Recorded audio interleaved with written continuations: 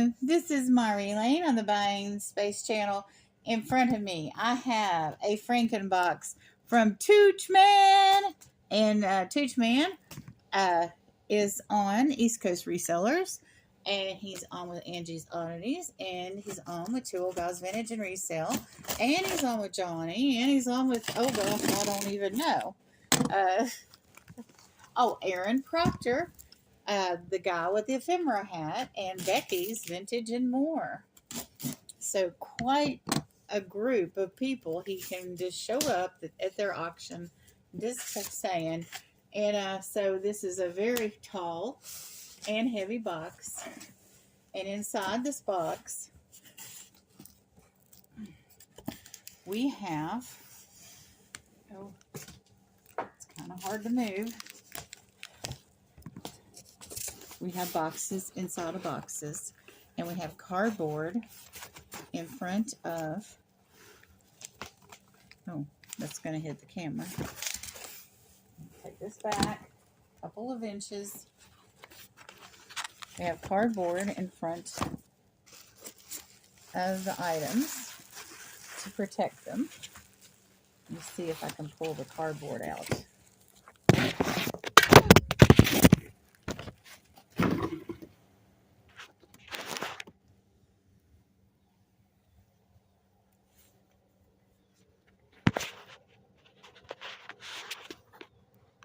Okay, that did not go well.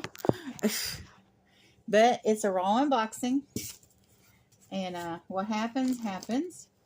So, here we have, looks like a purse. Okay. And he's put stuff inside the purse, which is a good idea because the purse is a good insulator. And we have, this is a smaller box taped up. We have a ruler, and I actually bought this ruler. It says Oxbury Highland Cooperative Bank. So this is like bank ephemera. I've got an old yardstick over there. People don't have yardsticks around anymore, but I do. And I have tape measures too. So, okay. But you can see there are 3 more boxes down in there. And actually, he's put a box inside this box and put more cardboard around it to insulate everything. So, I'm going to move this off just for a moment. And I'm going to move this into the floor where I can actually get these items out of the box. But you've seen how they're in there. Okay, Myra, do not hit the camera again. Oh, that was fun. It'll be interesting to see what all that you all saw as that flipped. Thank God I'm not wearing a dress today. I'm just saying. So I'm going to put this here. Don't want that falling off because I don't know what's in there isn't fragile. So I've got to be careful.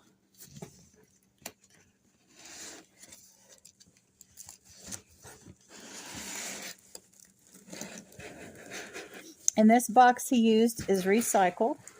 And all the boxes inside are recycled, which I appreciate. Thank you for saving the planet, Toochman. We only have one, well, that we know of. So, that looks interesting. And here we have this beautiful little white box. That box might be new. And we have, oh, goodness. Okay, had to turn it just a little bit. We have this box still in the box. But I'm going to put that back for now.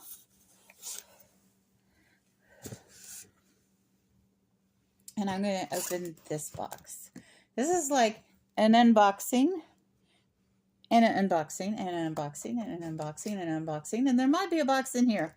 But I guess that would be an unpursing. I've never done an unpursing. Okay. Anyway, I've done unpackings. When I first started using the term unenveloping, before that, I had a couple of videos that I called it unpacking. You want to go back and watch my oldest videos first. You'll see the term unpacking show up right before I start coining the phrase unenveloping.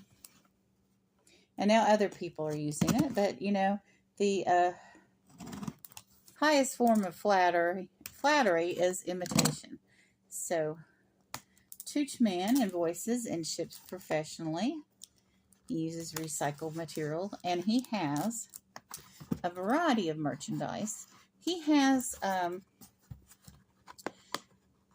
he sells cultured items like Mark and Michael, but he also sells like Funko Pops and ephemera and comic books and all kinds of neat modern geeky stuff. That's vintage, but it's you know, earlier than mid-century modern. So let's see what Toochman went to great measures to protect in this box.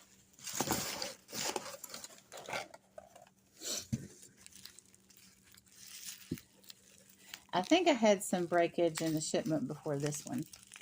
So every time something like that happens, I appreciate resellers that learn from it. And he was very reasonable. He immediately gave me a refund on the broken parts.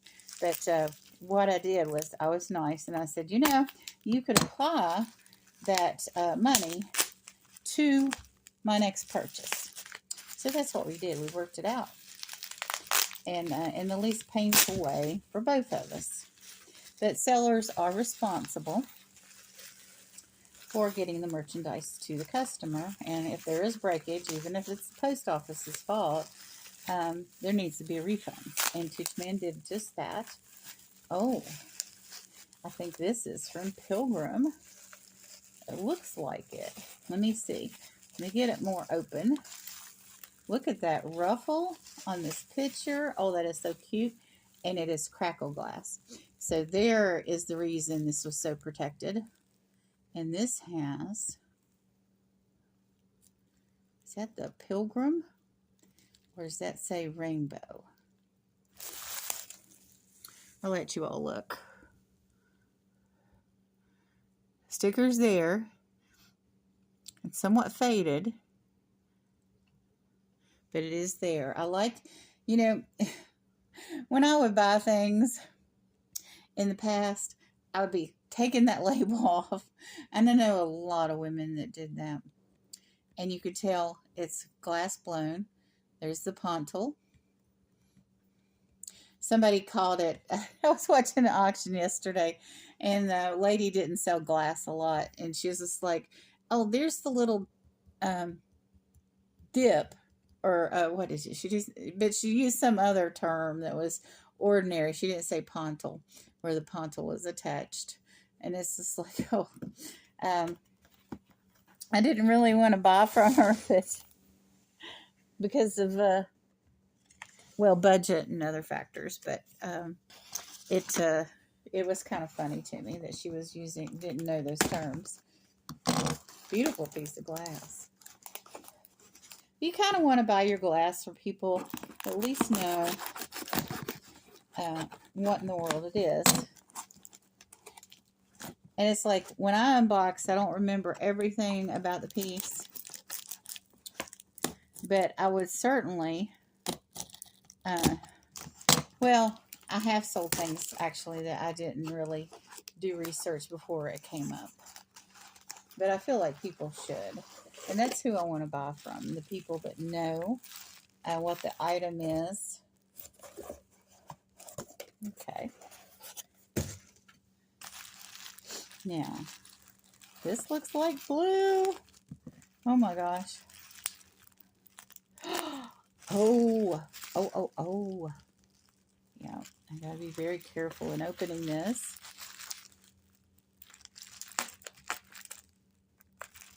I think I'm going to use the scissors. because once you make an opening, you're lifting up. With the scissors, with an X-Acto knife, you're pushing down. And you're more likely to nick the piece with an X-Acto knife. So he's got extra bubble wrap on the side over here and on the top.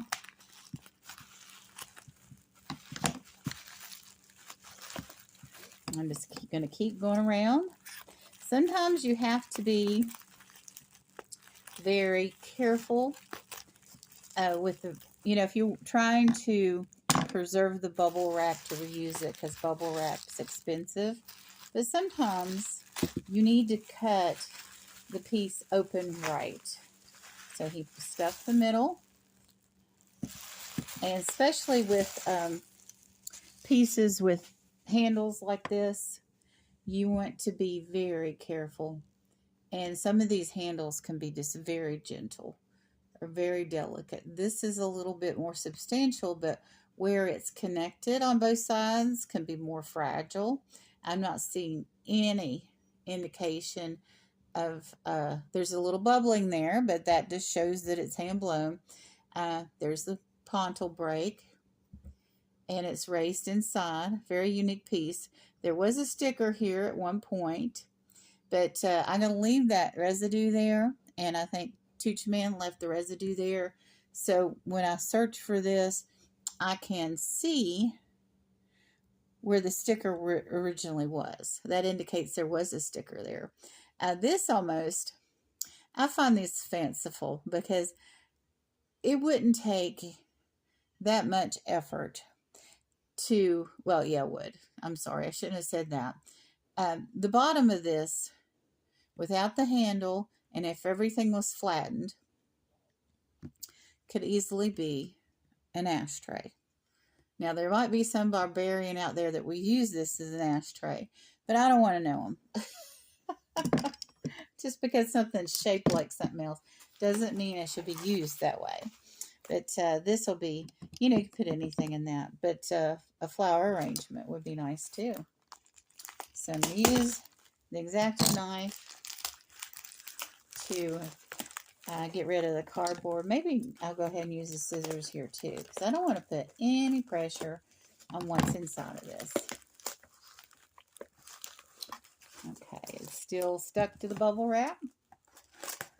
All right, it's like a little treasure chest. And oh my goodness. Okay, it's stuck on the sides too. This was not coming out the sides either. Because you can wrap something from the top and it can slide out the sides. So Toochman made sure that that did not happen.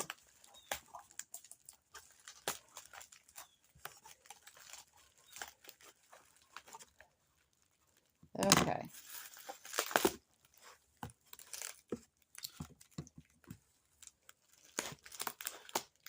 All right. Cardboard be gone. Oh, caught my hair in the tape.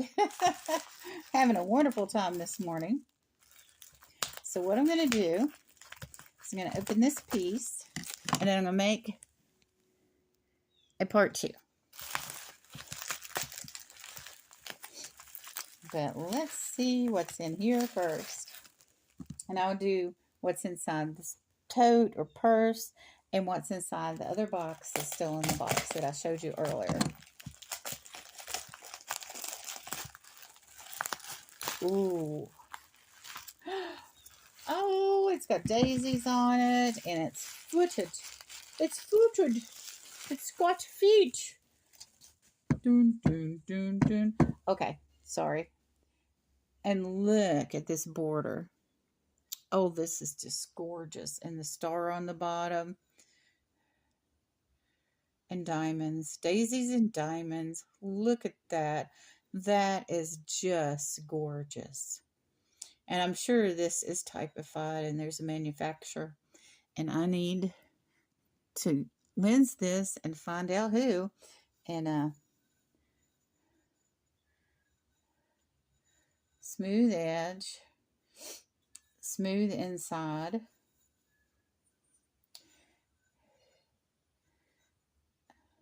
I would let a child eat out of this.